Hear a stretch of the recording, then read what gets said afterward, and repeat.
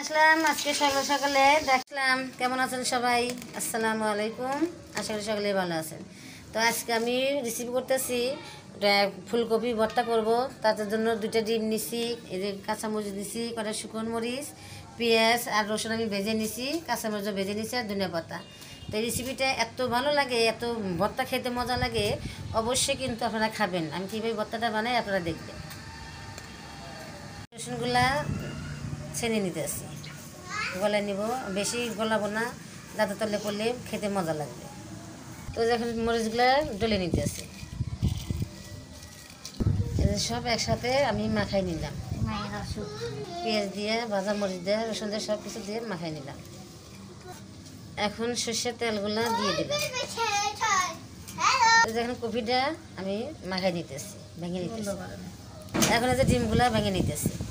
তো ডিম দিয়ে আর কপি দিয়ে আমি একসাথে এখন ভর্তা বানিয়ে নেব। তো এখন ধনিয়া পাতাটা দিয়ে দিলাম। ভর্তাটা হয়ে গেছে, তো ভর্তাটা হয়ে গেছে, গরম ভাতের সাথে খাবেন, খেতে অনেক মজা লাগবে। যদি ভালো লেগে থাকে অবশ্যই কমেন্টে জানাবেন। আসসালামু আলাইকুম। ভর্তাটা হয়ে গেছে, আপনারা কিন্তু অবশ্যই গরম ভাতের সাথে খাবেন, খেতে অনেক মজা লাগে। আসসালামু আলাইকুম।